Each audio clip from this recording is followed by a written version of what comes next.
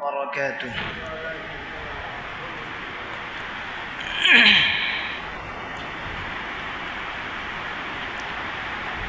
إن الحمد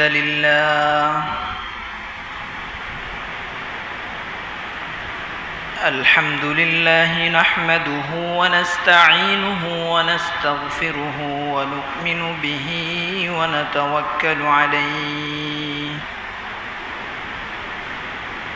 ونعوذ بالله من شرور أنفسنا ومن سيئات أعمالنا.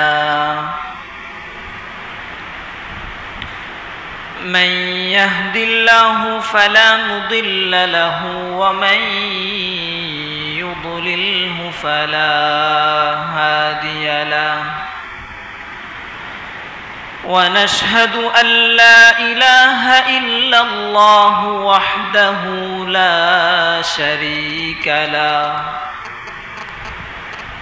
ونشهد أن سيدنا ومولانا محمدًا عبده ورسوله صلى الله تعالى عليه وعلى آله وأصحابه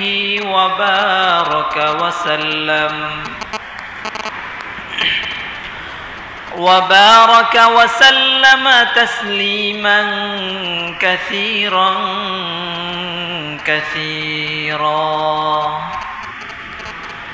أما بعد، فقد قال الله تبارك وتعالى في كلامه المجيد وفي فرقانه الحميد: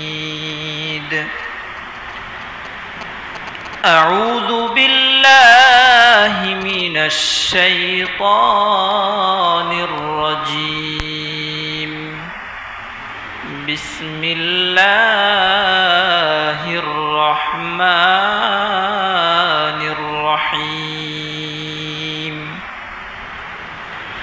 فإذا قضيتم مناسككم فاذكروا الله كذكركم آباءكم أو أشد ذكرا. صدق الله المولانا العظيم وصدق رسوله النبي الأمي الكريم. وقال تعالى في شان حبيبه ومحبوبه مخبرا وآمرا: إن الله وملائكته يصلون على النبي يا أيها الذين آمنوا صلوا عليه وسلموا تسليما. اللهم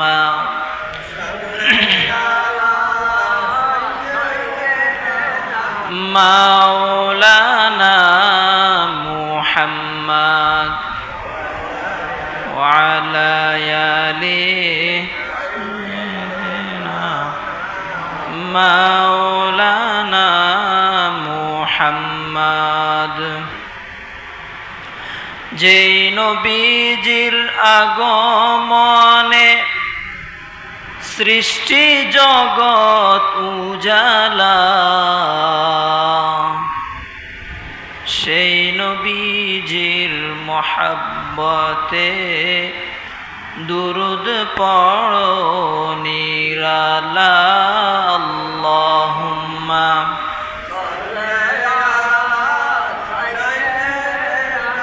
মাওলানা মুহাম্মদ সাইয়্যিদিনা। পড়ো দুরুদ নবীর শানে, ওহে মুমিন মুসলমান। পড়লে নবী খুশি, আল্লাহ হবেন মেহেরবান। আল্লাহুম্মা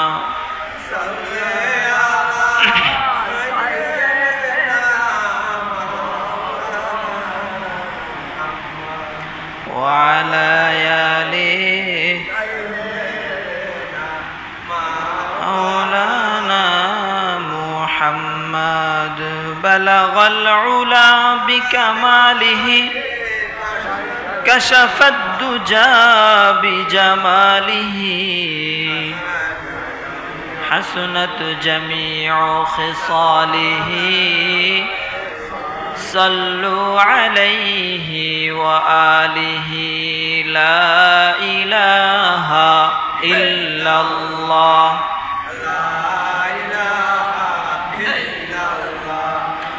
لا إله إلا الله لا إله إلا الله لا إله إلا الله لا إله إلا الله لا إله إلا الله لا إله إلا الله لا إله إلا الله محمد رسول الله صلى الله عليه وسلم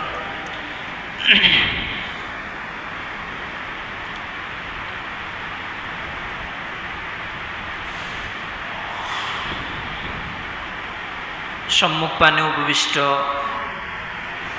সম্মানিত মুসল্লিয়ানে কেরাম, মুরব্বিয়ানে আযম, ধর্মপ্রাণ যুবক ভাইয়েরা, মহান রব্বুল আলামিনের দরবারে অসংখ্য অগণিত শুকরিয়া যে মহান মালিক আমাদেরকে আজকের একটি পবিত্র দিনে, শুক্রবার দিনে আল্লাহ তাআলার এক মহান বিধান জুমার নামাজ আদায় করার লক্ষ্যে নামাজের পরিপূর্ণ প্রস্তুতি নিয়ে আল্লাহ তাআলার মহাব্বতে জাহান্নাম থেকে মুক্তির আশায়, জান্নাত লাভের আশায় আল্লাহ তাআলার ঘর, পবিত্র ঘর, জান্নাতের বাগান, ফেরেশতাদের মজলিস,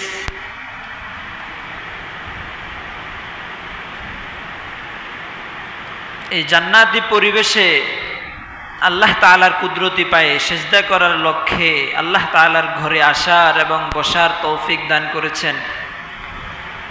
নামাজের জন্য অপেক্ষারত অবস্থায় দ্বীনি কিছু আলোচনা করার এবং শোনার তৌফিক দান করেছেন।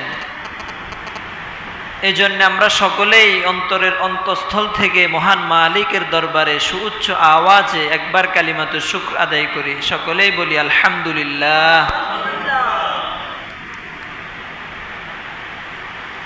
সম্মানিত মুসল্লিয়ানে কেরাম,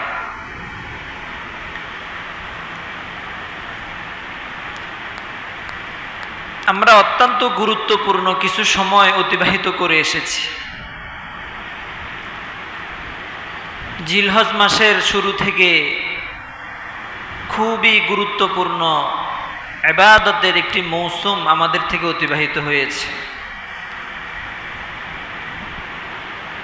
হাজারো লক্ষ মানুষ পুরা পৃথিবীর আনাচ ও কানাচ থেকে আল্লাহ তাআলার ঘরে বাইতুল্লাহতে হাজির হয়ে হজ পালন করেছেন। পুরা পৃথিবীর আনাচ ও কানাচে যত জায়গায় মুসলমান আছে, বৃত্তবান মুসলমানরা আল্লাহ তাআলার নামে পশু কুরবানি করেছে। আল্লাহু আকবার। এত বড় বড় ইবাদত আল্লাহ তাআলা করার মতো সুযোগ সময় আমাদেরকে দান করেছেন, হায়াত দান করেছেন, সুস্থতা দান করেছেন, ধন সম্পদ দান করেছেন। বিধায় আমরা আল্লাহ তাআলার সন্তুষ্টির জন্য এই ইবাদতগুলো পালন করতে পেরেছি। তো তো মুহতারাম হাজিরিন, যখন কোনো একটা ইবাদতের মৌসুম আসে, ওই মৌসুমটা কিন্তু চিরস্থায়ী হয় না, দীর্ঘ সময় থাকে না, নির্দিষ্ট সময় পর ওই মৌসুম শেষ হয়ে যায়। যেমন রমাদানুল মুবারক মাস আসলে 30 দিন পর্যন্ত আমরা সিয়াম সাধনার একটি ইবাদত পালন করে থাকি, রোজার একটা মৌসুম চলতে থাকে। কিন্তু 29-30 দিন পর এই মৌসুমটা আর থাকে না। চাইলেও আমি ঈদের দিন রোজা রাখতে পারবো না, গুনাহ হবে যদি ঈদের দিন আমি রোজা রাখি। অনুরূপভাবে হজের একটা মৌসুম, কোরবানির একটা মৌসুম আসে, আবার চলে যায়। এই মৌসুমগুলো এমন নয় যে পুরা বছর এটা থাকবে, নির্দিষ্ট কিছু সময়ের জন্য আল্লাহ তাআলা এই বিশেষ সময়গুলো আমাদেরকে দান করেন। তবে এই বিশেষ মৌসুমের মধ্যে, এই বিশেষ সময়ের মধ্যে, বিশেষ ইবাদতের মধ্যে আল্লাহ তাআলা আমাদের জন্য কিছু শিক্ষা রেখেছেন,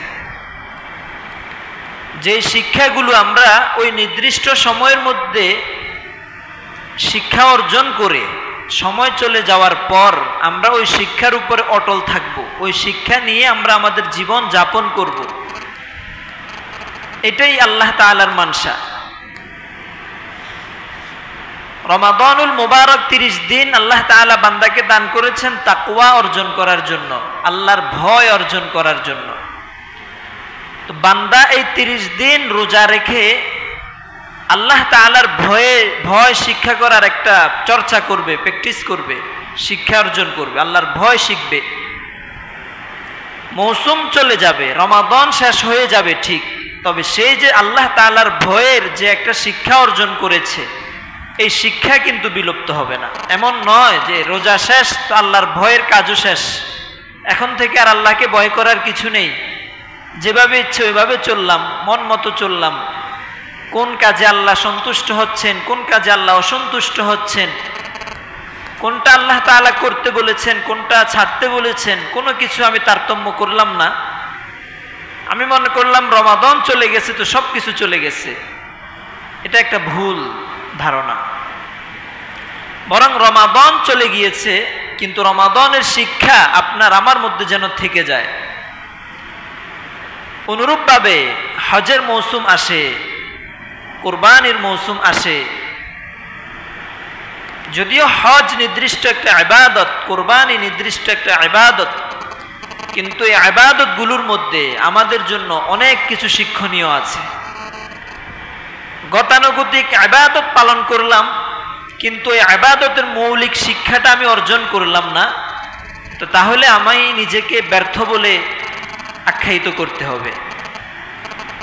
যে আল্লাহ তাআলা আমাকে রমাদানের একটা মাস দিয়েছিলেন তাকওয়া অর্জন করার জন্য, রমাদান মাস অতিবাহিত হয়ে গেল কিন্তু আমি তাকওয়া অর্জন করতে পারি নাই, তাহলে আমি ব্যর্থ।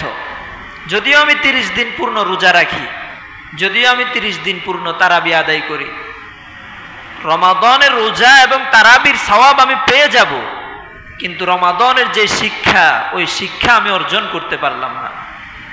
আল্লাহ তাআলা আমাকে এই রমাদান মাস দিয়েছিলেন তাকওয়া অর্জন করার জন্য।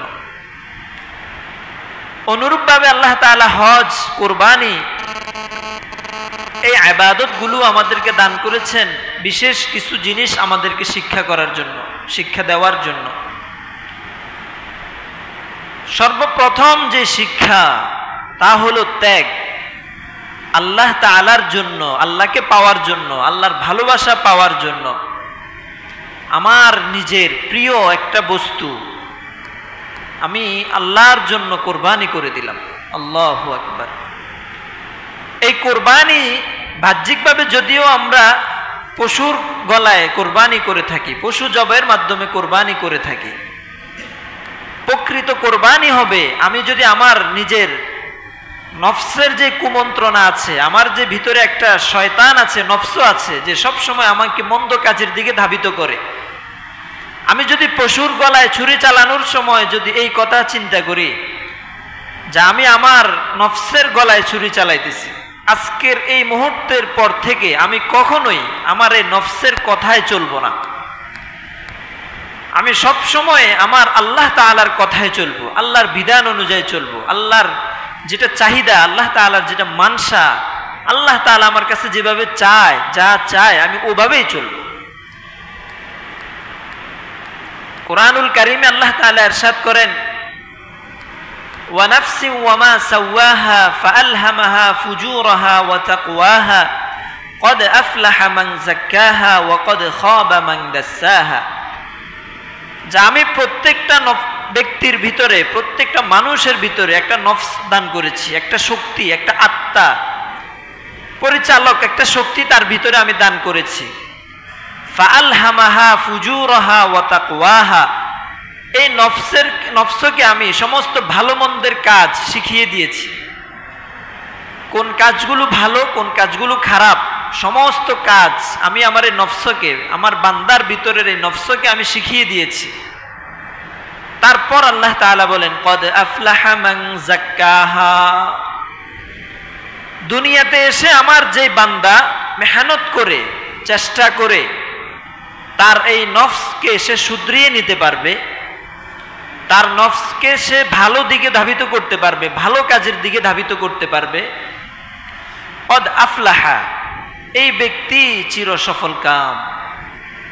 ওয়া কদ খাবা মান দাসসাহা, পক্ষান্তরে যে ব্যক্তি এই দুনিয়াতে আসার পর নিজের নফসকে নিজে শুদ্ধ করতে পারলো না, পরিশুদ্ধ করতে পারলো না, সে নফসকে চালাইতে পারে না, বরং নফস তাকে মন্দ কাজের দিকে পরিচালিত করে, নফস তাকে খারাপ কাজের দিকে নিয়ে যায়, গুনাহের দিকে নিয়ে যায়, আল্লাহর নাফরমানির দিকে নিয়ে যায়, আর সেও নফসের অনুসরণ করে আল্লাহর নাফরমানি করতে থাকে। আল্লাহ তাআলা যা চায় সে ওইভাবে না চলে, তার মন যেভাবে চায় সে এভাবে চলে, মন মতো চলে। আল্লাহ তাআলা বলেন, ওয়া কদ খাবা, এই ব্যক্তি হতভাগা, চির হতভাগা এই ব্যক্তি, নাকাম, ব্যর্থ।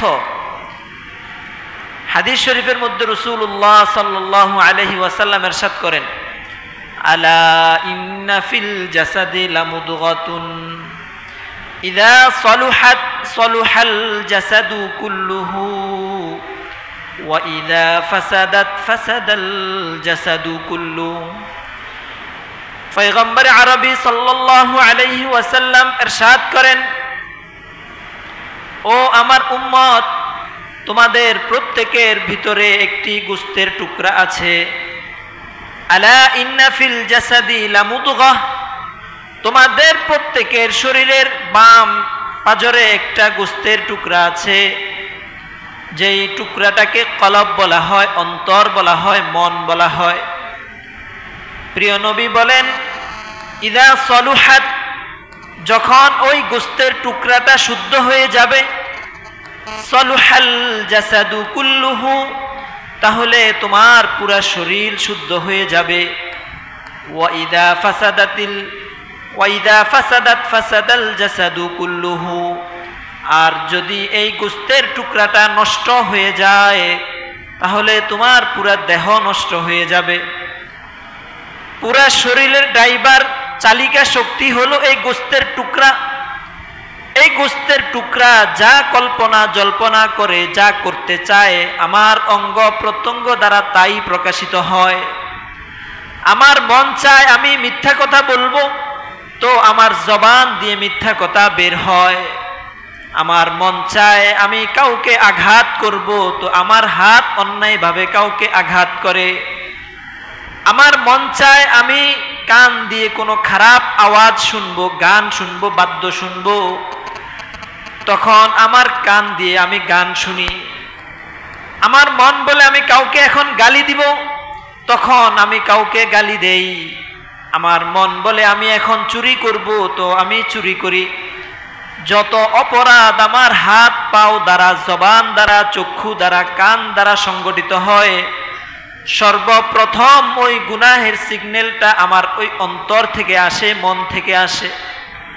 মনের মধ্যে যদি কোনো গুনাহের চাহিদা না থাকে, পুরা পরিবেশ যদি গুনাহে ভরপুর থাকে, তারপরেও আমার দ্বারা গুনাহ হবে না। আমার শরীরটা খুব খারাপ, কোনো কিছুই আমার কাছে ভালো লাগে না, আমার মন চায় ঘুমাতে। এমত অবস্থায় আমার কিছু বন্ধু আমার পাশে বসে জুয়া খেলতেছে, বলতেছে, বন্ধু আসো তুমিও খেলো। কিন্তু আমার মন বলে না, আমার এখন ঘুমের দরকার। জুয়া আমার কাছে অনেক ভালো লাগে, কিন্তু এখন আমার মন চাচ্ছে না জুয়া খেলার জন্য। তখন দেখা যাবে আমি জুয়া না খেলে আমি ঘুমিয়ে পড়ব। কেন? কারণ আমার মন এখন জুয়া খেলার দিকে ধাবিত হচ্ছে না। তাহলে বোঝা গেল যেই কোনো গুনাহের কাজ যা কোনো অঙ্গ প্রত্যঙ্গ দ্বারা সংগঠিত হয়, সর্বপ্রথম ওই গুনাহটা সৃষ্টি হয় আমার মনের মধ্যে। ওই গুনাহের প্রতি আকর্ষণ সৃষ্টি হয়, মজা সৃষ্টি হয় অন্তরের মধ্যে। অন্তর যদি আমাকে সিগন্যাল দেয় তুমি এখন এই গুনাহের কাজটা করো, তখন আমার হাত দ্বারা গুনাহ সংগঠিত হয়, আমার পাও দ্বারা গুনাহ সংগঠিত হয়, আমার চোখ দ্বারা গুনাহ সংগঠিত হয়, আমার কান দ্বারা গুনাহ সংগঠিত হয়, আমার পাও দ্বারা গুনাহ সংগঠিত হয়। সমস্ত অঙ্গ প্রত্যঙ্গ দ্বারা গুনাহ সংগঠিত হওয়ার মূল হলো অন্তর। এই জন্য আল্লাহ তাআলা বলেন, কদ আফলাহা মান যাক্কাহা, যে ব্যক্তি মেহনত করে, চেষ্টা করে, কুরবানি করে নিজের অন্তরকে শুদ্ধ করে নিতে পারলো, সেই চিরসফল কাম। পক্ষান্তরে যে ব্যক্তি নিজের অন্তর শুদ্ধ করতে পারলো না, বরং মন চাহি জীবন যাপন করে, নফস যেভাবে চায়, মন যেভাবে চায় সেভাবে চলে, আল্লাহ তাআলা বলেন এই ব্যক্তি হলো দুনিয়ার মধ্যে সবচেয়ে ব্যর্থ লোক, যে দুনিয়াতে যাওয়ার পর নিজের আত্মাটাকেই নিজে শুদ্ধ করতে পারে নাই। পক্ষান্তরে আমার আত্মা যদি শুদ্ধ হয়ে যায়, মুয়াজ্জিন আযান দেওয়ার পর আমার মন আমাকে শুধু ধাক্কা দিতে থাকবে, যাইরে আজান হয়ে গেছে, তুমি এখনো কেন দোকানে বসে আছো? আজান হয়ে গেল, এখনো কিভাবে তুমি বিছানায় শুয়ে আছো? বান্দা উঠো, তাড়াতাড়ি উঠো, মসজিদের দিকে যাও, নামাজ পড়ে আসো। আমার মন যদি ঠিক হয়ে যায়, আমার মন আমাকে বলবে তুমি কেন নীরব হয়ে বসে আছো? আল্লাহ আল্লাহ জিকির করতে পারো না? জিকির করতে থাকো, আলহামদুলিল্লাহ পড়তে থাকো, আল্লাহু আকবার পড়তে থাকো। তোমার জবানকে তুমি খালি খালি কেন বসিয়ে রেখেছ? আমার অন্তর যদি শুদ্ধ হয়ে যায়, আমার অন্তর আমাকে তেলাওয়াতের দিকে ধাবিত করবে, নামাজের দিকে ধাবিত করবে, জিকিরের দিকে ধাবিত করবে, পর মানুষের, অন্য মানুষের উপকার করার দিকে আমাকে ধাবিত করবে। ভালো ভালো যত কাজ আছে সমস্ত কাজের প্রতি আমার মন আমাকে ধাবিত করবে, যার ফলে আমি ভালো কাজ করে আল্লাহকে সন্তুষ্ট করতে পারবো। এই জন্য মুহতারাম হাজিরিন, বলতেছিলাম কুরবানির মৌসুম আমাদের মাঝে এসেছে, আবার চলে গিয়েছে, কিন্তু কুরবানির যে প্রধান শিক্ষা, যে আল্লাহ তাআলার সন্তুষ্টি লাভের উদ্দেশ্যে, আল্লাহ তাআলার মুহাব্বত লাভের উদ্দেশ্যে নিজের সবচেয়ে প্রিয় বস্তু, নিজের মুহাব্বতের বস্তুটা আল্লাহর সন্তুষ্টির জন্য কুরবানি করে দেওয়া। বাহ্যিকভাবে যদিও আমরা পশুর মধ্যে কুরবানি করি, বস্তুত আমরা আমাদের নিজের কুমন্ত্রণার উপরেই তরবারি চালাই, যার কারণে তো আল্লাহ তাআলা বলেন তোমার কুরবানির পশুর কোনো গোশত, হাড্ডি, রক্ত কিছুই আমার নিকটে পৌঁছে না। কিন্তু তুমি কুরবানির পশু জবাই করার সময় তোমার নিজের নফসের গলায় ছুরি চালাইতে পেরেছো কিনা, আমি আল্লাহ তাআলার ভয় তোমার অন্তরে তুমি অর্জন করতে পেরেছো কিনা, এটাই আমি আল্লাহ তাআলা দেখব। তাহলে কুরবানির বড় একটি শিক্ষা হলো আল্লাহ তাআলার ভয় অর্জন করা।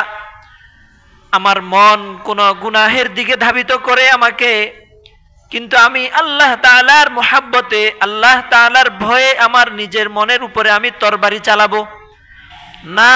আমি গুনাহের কাজ করতে পারি না,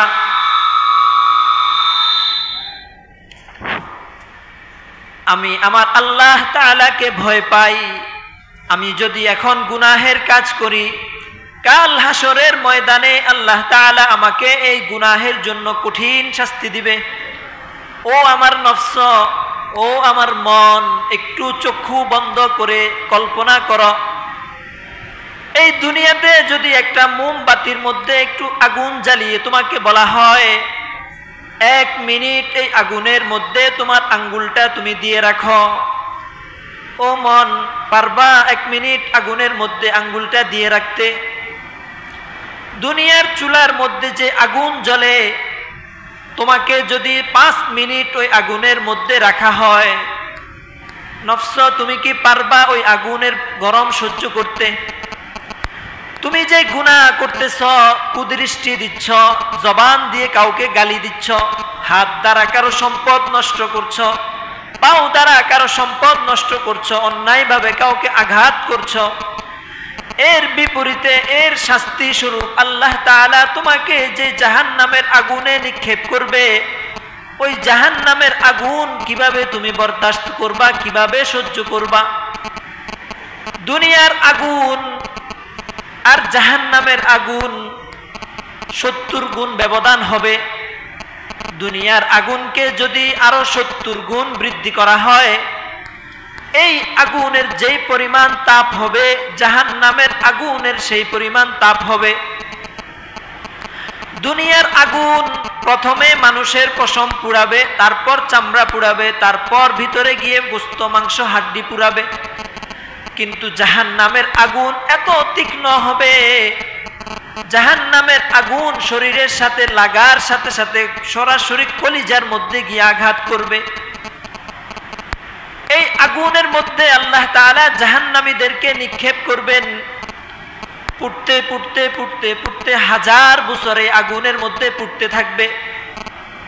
পানির পিপাসা হবে, আল্লাহ তাআলাকে পানির জন্য ডাকতে থাকবে যে আল্লাহ আযাব দিচ্ছেন, ভালো কথা, এত প্রচন্ড পিপাসা পেয়েছে, একটু পানি দেন।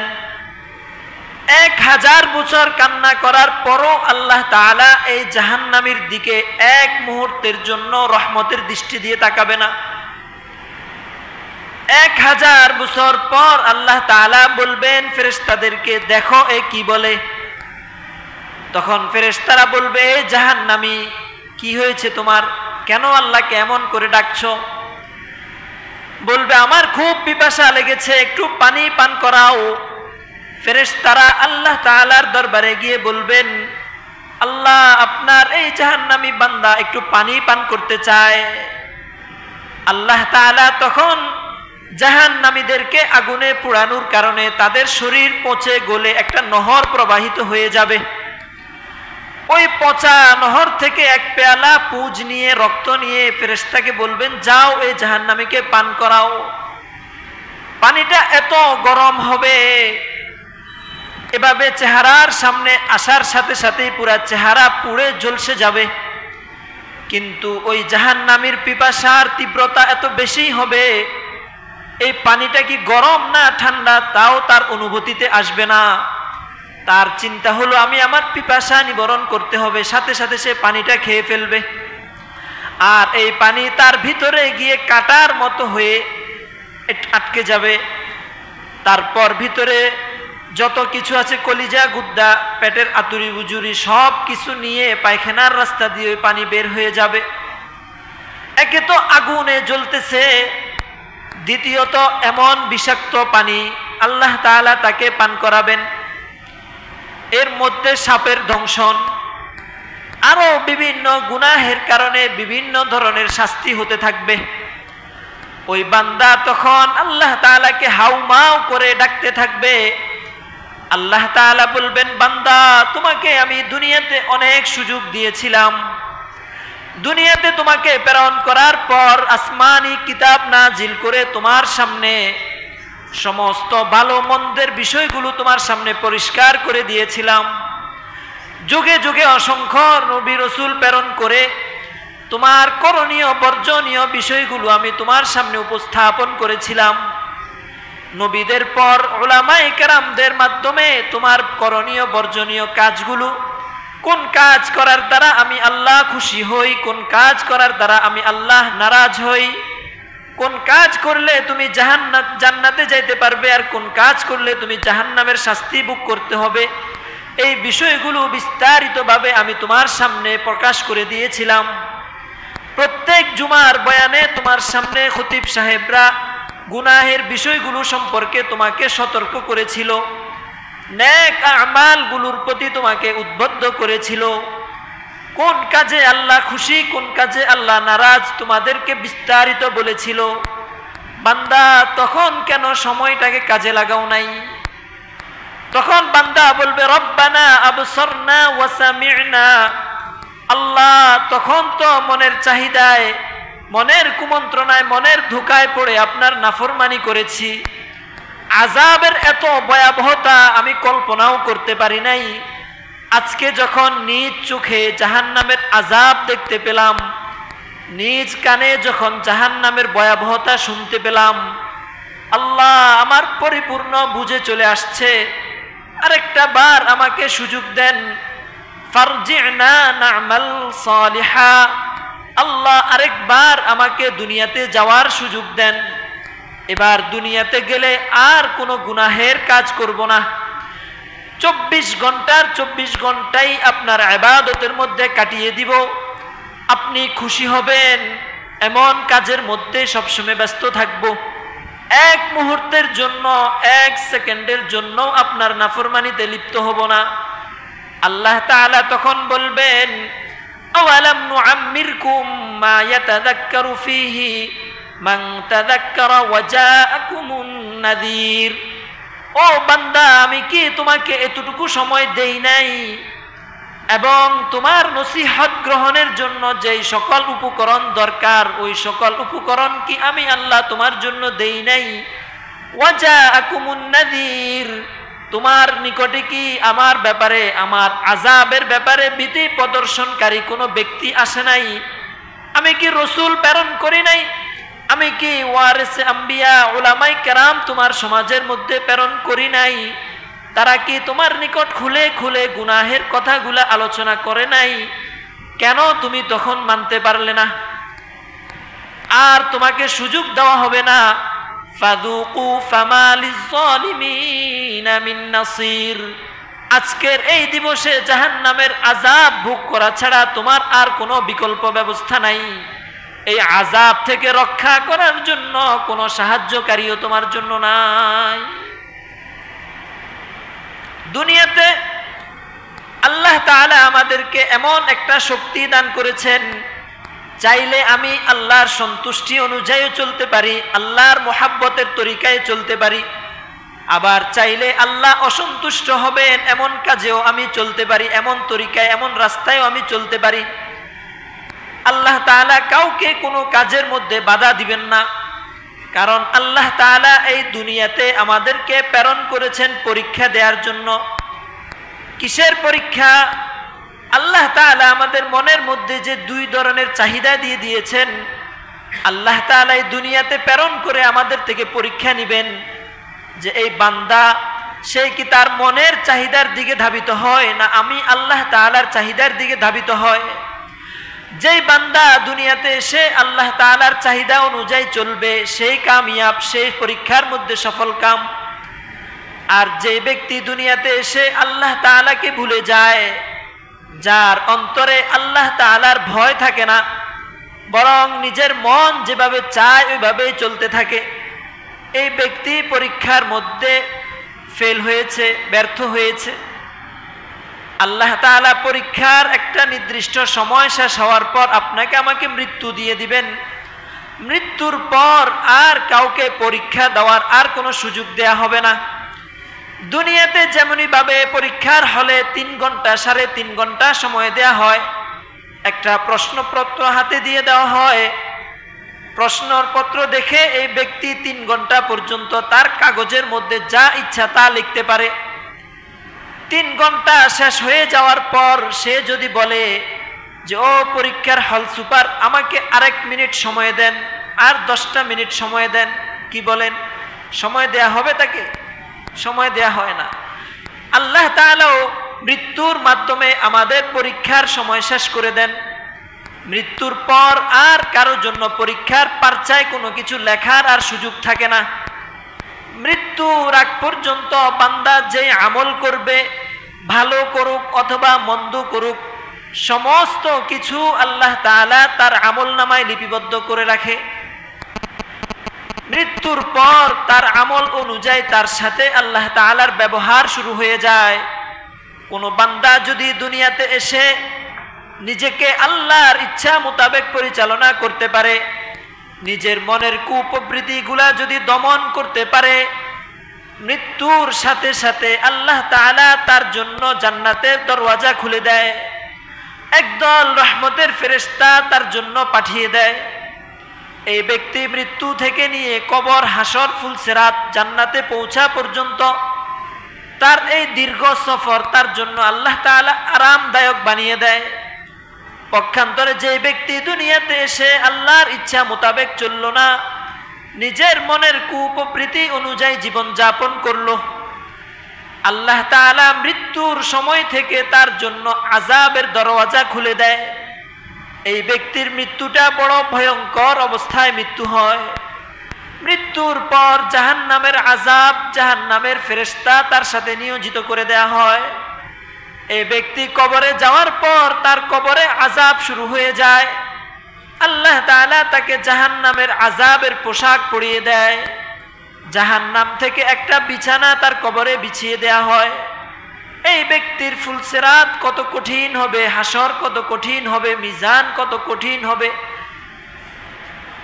এই জন্য মুহতারাম হাজিরিন, কুরবানির যে প্রধান শিক্ষা, আমাদের মনের কুপ্রবৃত্তিকে কুরবানি করা, জীবনের প্রতিটা ধাপে, প্রতিটা ক্ষেত্রে, প্রতিটা কর্মের মধ্যে, প্রত্যেকটা কথা বলার সময়, প্রত্যেকটা শব্দ শোনার সময়, যে কোনো বস্তুর দিকে দেখার সময়, যে কোনো বস্তু হাত দিয়ে ধরার সময়, যে কোনো বস্তু পাও দিয়ে স্পর্শ করার সময় আমাকে চিন্তা করতে হবে, আমার এই শোনা, আমার এই দেখা, আমার এই বলা, আমার এই ধরা, আমার এই স্পর্শ করা আল্লাহর সন্তুষ্টির কারণ হচ্ছে না আল্লাহর অসন্তুষ্টির কারণ হচ্ছে।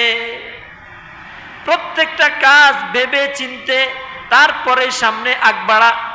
আমি কোনো একটা বস্তুর দিকে তাকাবো, যদি মনে হয় এখানে আল্লাহ অসন্তুষ্ট হবেন, যত কষ্টই হোক আমি আমার নফসের উপর নিয়ন্ত্রণ প্রতিষ্ঠা করব। আমি আমার দৃষ্টিকে ওই গুনাহের কাজ থেকে ফিরিয়ে নিব। আমি জবান দিয়ে কোনো শব্দ উচ্চারণ করার সময় যদি আমার দিলে এই কথা সাক্ষী দেয় যে আমার এই কথাটা গুনাহের কথা হচ্ছে, এই কথার দ্বারা আল্লাহ অসন্তুষ্ট হবেন, আমার যতই ভালো লাগুক এই কথা বলতে, কিন্তু আমি আল্লাহ তাআলার মহাব্বতে, আল্লাহ তাআলার ভয়ে এই কথা বলা থেকে আমার জবানকে আমি ফিরিয়ে নিয়ে আসব। অনুরূপভাবে প্রত্যেকটা অঙ্গ প্রত্যঙ্গ, যেই জায়গায় এই অঙ্গ ব্যবহৃত হতে চায়, ওই জায়গাটা যদি আল্লাহর সন্তুষ্টির জায়গা হয়, তাহলেই আমি আমার ওই অঙ্গটা ওই জায়গায় ব্যবহার করব। আর যদি আমি বুঝতে পারি এই জায়গায় এই জায়গায় আমার এই অঙ্গটা ব্যবহার করলে আল্লাহ অসন্তুষ্ট হবেন, তাহলে আমার যত বড় ক্ষতি হোক না কেন, যত কষ্ট হোক না কেন, আমার ওই অঙ্গকে ওই জায়গায় ব্যবহার করা থেকে আমি বিরত রাখব। যদি এমনটা আমি করতে পারি তাহলেই আমি চিরসফল কাম। সুবহানাল্লাহ। তাহলে মুহতারাম হাজিরিন, আজকের এই আলোচনা থেকে আমরা বুঝতে পারলাম যে আসলে কুরবানি দুই ধরনের কুরবানি। একটা তো হলো পশুর কুরবানি, আরেকটা হলো নিজের কুপ্রবৃত্তির কুরবানি। যখনই কোনো গুনাহের প্রতি মন ধাবিত হয়, ইস্তেগফার করে আউযু বিল্লাহি মিনাশ শাইতানির রাজিম পড়ে ওই পরিবেশ ত্যাগ করে আমি আমার নিজেকে গুনাহ থেকে বাঁচানো, এটাই হলো কুরবানির সবচেয়ে বড় শিক্ষা।